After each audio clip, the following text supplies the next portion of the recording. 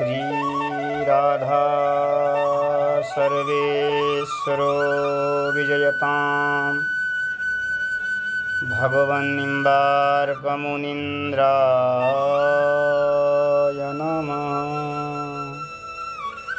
श्रीमतहंससमारभ्य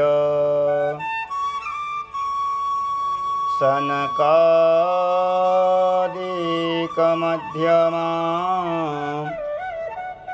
अस्मदाचार्यपर्यन्तां वन्दे गुरुपरम्परा।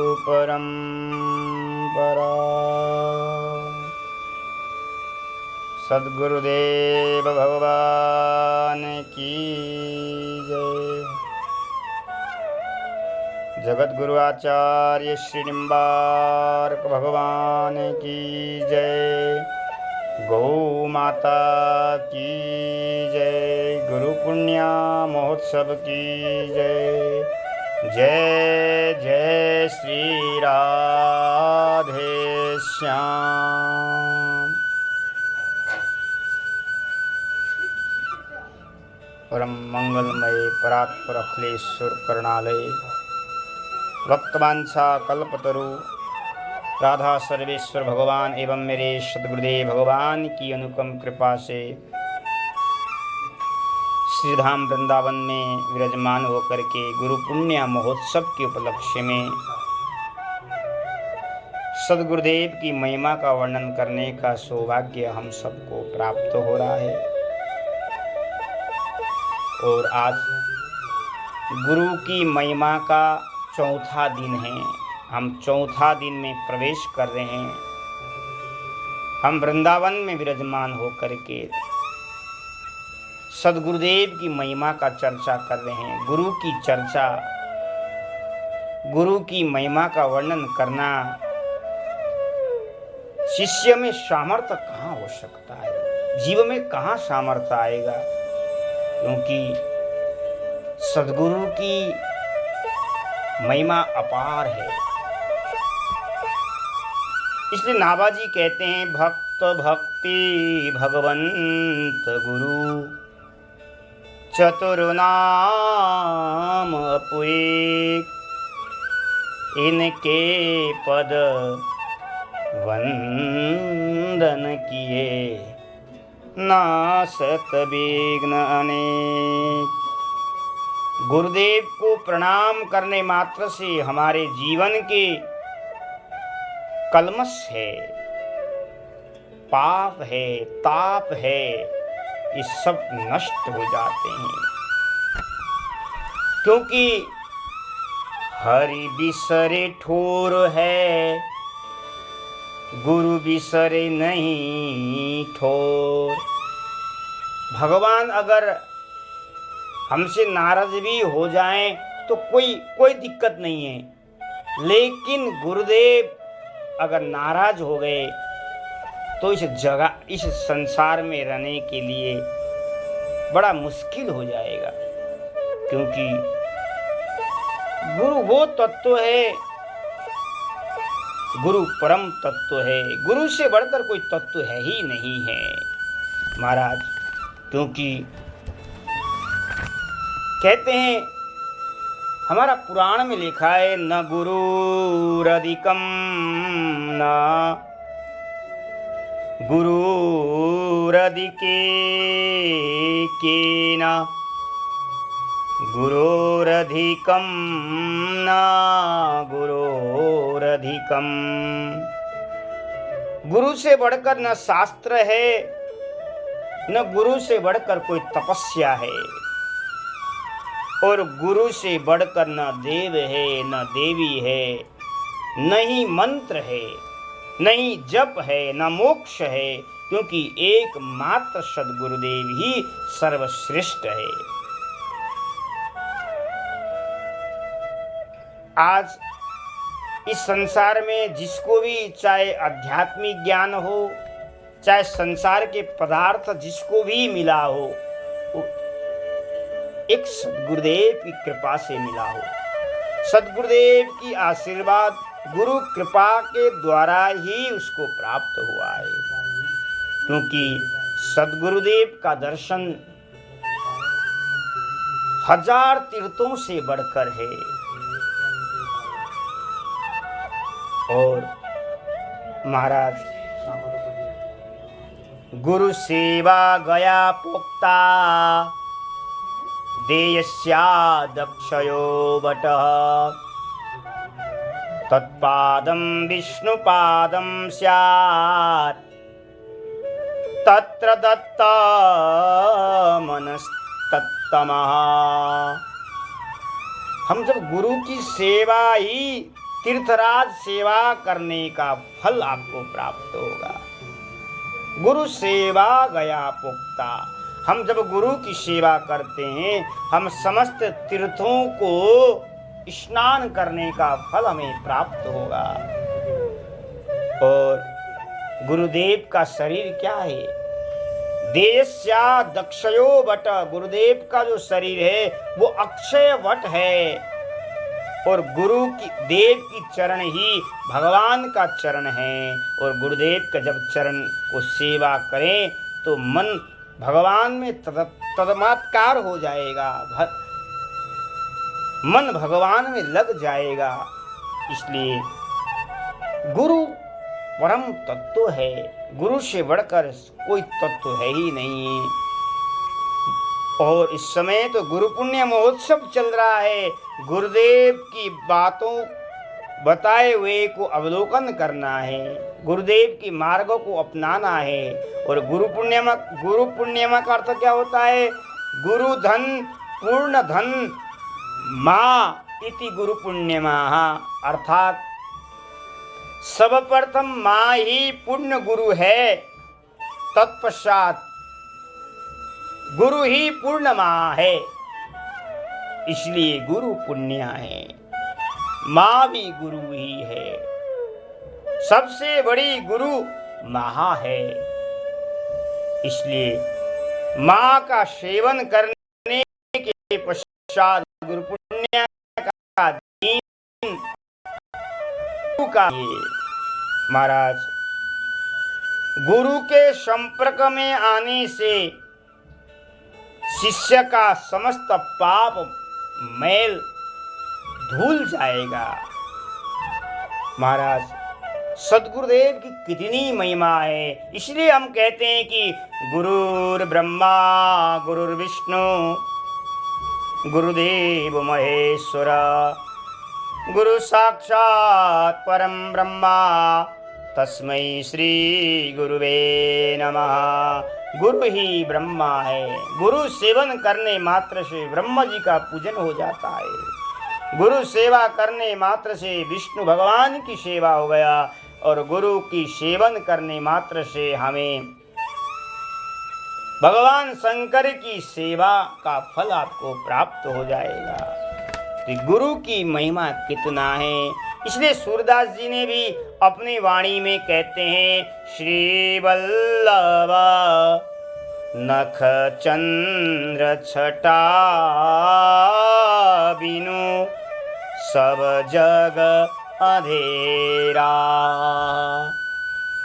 गुरुदेव के चरण के आश्रय लिए बिना ये संसार अंधेरा है। ये संसार क्या है? अंधेरा अंधेरा है, सभी जगह अंधेरा ही है। इसलिए अगर जीवन में प्रकाश करना चाहते हो तो सद्गुरुदेव को अपनाओ। सद्गुरुदेव के बनाए हुए मार्ग को अपनाओगे तो हमारा अवश्य आपके जीवन में प्रकाश होगा। सूर्य भगवान प्रकाश करते हैं, अंधकार दूर हो जाता है। और गुरुदेव भी शिष्य के हृदय में बैठ करके दिव्य ज्योति प्रदान करते हैं। सद्गुरुदेव की कितनी महिमा है। आहा, दत्तात्रेय महामुनि कहते हैं, मैंने भी अपने जीवन में 24 गुरु बनाया है। महाराज दत्तात्रेय महामुनि कहते हैं, हे यदु, मैंने पतंगा कीड़ा को भी गुरु बनाया है। पतंगा कीड़ा होता है, बरसात के समय दिखता है। वो अग्नि जब जल रही है उस समय अग्नि को देख करके वो कीड़ा मोहित होकर के उसमें पास जाता है, वो जल करके मर जाता है। मनुष्य भी यह माया से मोहित होकर संसार में फंस जाता है और अपने आप को बंधन में पड़ जाता है। इसलिए पतंगा कीड़ा की भांति सौंदर्य के पीछे लोग पागल होने से अपना अहित हो जाता है। पतंग जो कीड़ा है, अग्नि का सुंदरता अग्निदेव में मोहित हो जाने के कारण से वो गिर जाता है और अपने आप को नष्ट हो जाता है। ऐसे ही इस जगत के विषय बाहर देखने में तो सुंदर है, लेकिन भीतर केवल ये कल्पना मात्र है, भीतर सुंदर नहीं है। सुंदर तो एकमात्र मेरे बांके बिहारी जी महाराज है। इसलिए बांके बिहारी में ही अपने मन को लगा देना चाहिए। दत्तात्रेय महामुनि कहते हैं, मैंने एक सर्प को भी गुरु बनाया है, और सर्प को गुरु बना करके मैंने क्या सीखा? क्योंकि सर्प अपने रहने के लिए जगह नहीं बनाता है। सर्प तो चूहा बिल खोदा, चूहा ने जैसे बिल खोदा तो उसमें जाकर के सर्प घुस जाता है और बैठ जाता है। तो महाराज ऐसे ही महाराज जो भक्त हैं, वो संत हैं, वो अपने लिए कोई भी आश्रम मठ मंदिर न बनाए। दुनिया वालों ने तमाम आश्रम मठ मंदिर बना करके रखा है, और साधु को वहाँ जाकर के मस्ती से रहना चाहिए। जब आकर के बैठ गए, और जब जाने का इच्छा हो उठ करके चले गए। रमता जोगी बहता पानी, साधु को जैसा रहना चाहिए। चूहा एक महाराज जैसे सर्प एक जगह नहीं रहता है, सब जगह जाकर के बिल में घुस जाता है। ऐसे ही साधु को, भक्तों को अपने लिए, अपने सुविधा के लिए, सुख सुविधा के लिए आश्रम निर्माण प्रपंच में न पड़े, क्योंकि हम आश्रम निर्माण करने में ही हमारा समय लग जाएगा तो हमारा भजन कब होगा फिर हमारा। इसलिए साधु संतों को महाराज सर्प की भांति रहना चाहिए। दत्तात्रेय महामुनि कहते हैं, यदु महाराज, इसलिए मैंने भी कभी आश्रम नहीं बनाया। जैसे सर्प सब जगह घुस जाता है, मैं भी सब जगह जाकर के घुस जाता हूँ। कुछ दिन वहाँ बैठता हूँ, भजन करता हूँ, फिर निकल पड़ता हूँ, दूसरी जगह जाकर के रहता हूँ। ऐसे ही हमें भक्तों को भी ऐसे ही रहना चाहिए। दत्तात्रेय महामुनि कहते हैं, एक मछली को भी हमने गुरु बनाया। मछली को गुरु बनाया, और मछली को गुरु बना करके क्या सीखा? मछली खाने के लिए बहुत चटपटी है, खाने के लिए लालायित रहती है। और मछली को कैसे पकड़ा जाता है? जो मछली पकड़ने वाले मछुआरे होते हैं वो क्या करते हैं महाराज, कांटा में आटा लगा करके वो पानी में छोड़ते हैं। लेकिन मछली को आटा दिखता है, लेकिन महाराज कांटा नहीं दिखता है, और उस आटे खाने के चक्कर में जाकर के मछली फंस जाती है और मछुआरे उसको पकड़ लेता है। इसलिए जीतम सर्वम जीते रसे, जिसने अपने जिह्वा को जीत लिया, जिसने अपने जिह्वा को रसना को जीत लिया, उसने सारे इंद्रियों को जीत लिया। ये जीव सबसे बड़ी गड़बड़ी है, ये जीव सबसे बड़ी चटोरी है। महाराज बहुत बढ़िया बढ़िया माल मिलेगा खाने को, खाने के चक्कर में न जाने हम कितने भटकते रहते हैं, भटकना पड़ता है। हमें जीने के लिए खाना है महाराज, खाने के लिए जीना नहीं है। क्योंकि जीवन केवल चल सके, थोड़ा सा भोजन मिल जाए और जिससे भजन हो सके। तो महात्माओं को तो रूखा सूखा जहां मिले वही खाना चाहिए। खाने के चक्कर में भटकना नहीं चाहिए। खाने के चक्कर में आप भटकोगे तो महाराज मछली की तरह आपकी हाल हो जाएगी, आप भी फंस जाओगे खाने के चक्कर में। इसलिए दत्तात्रेय महामुनि कहते हैं कि हे यदु महाराज, मैंने मछली से यही सीखा कि अपने रसना, अपने जिह्वा को कंट्रोल करना चाहिए, नियंत्रण करना चाहिए। मैंने ये सीखा। दत्तात्रेय महामुनि कहते हैं मैंने बालक को भी गुरु बनाया है। बालक को गुरु बना करके क्या सीखा? एक साधक, एक भक्त को, एक संत को, एक महात्मा को कैसे रहना चाहिए जीवन में? बालक की तरह। बालक मान अपमान रहित होकर के मस्त रहता है, ऐसे ही संसार में आप मान अपमान होकर के परमानंद में निमग्न होना चाहिए। बालक को कोई थप्पड़ मार दे कोई परवाह नहीं है, कोई सम्मान कर दे कोई परवाह नहीं है, ऐसे ही संत को भी बालक की भांति रहना चाहिए। दत्तात्रेय महामुनि कहते मैंने बालक को भी गुरु बना करके ये सीखा।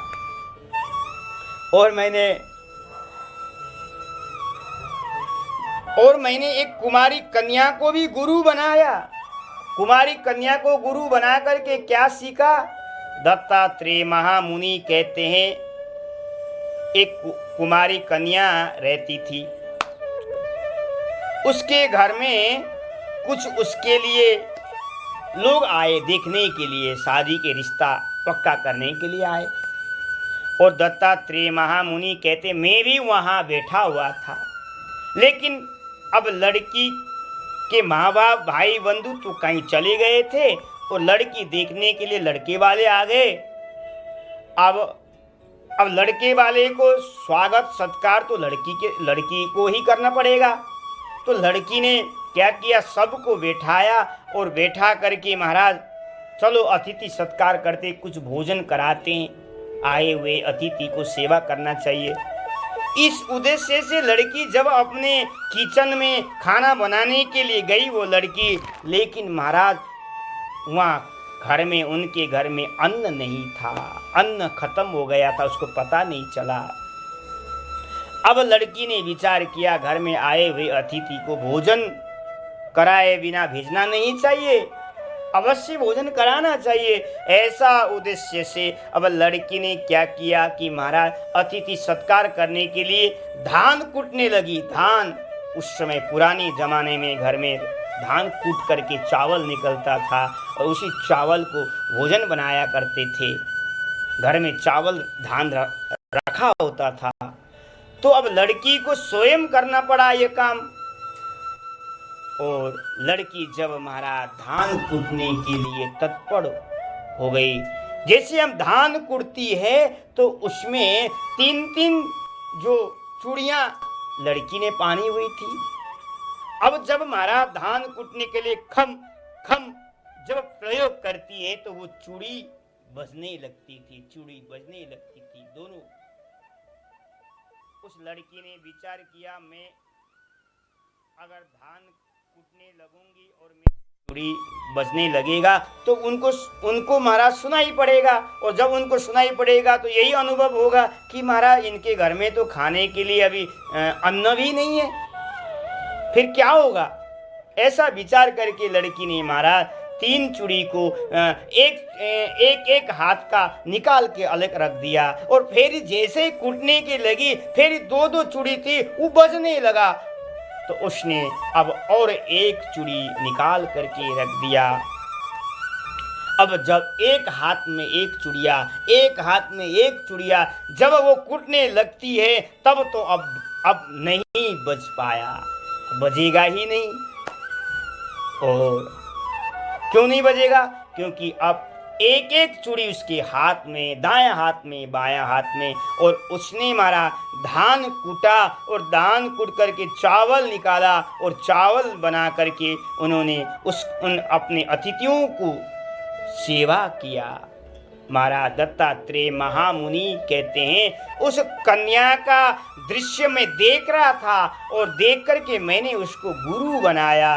तो दत्तात्रेय महामुनि कहते हैं, बासे बहुनाम कलहो भवेद वार्ता दयोरपि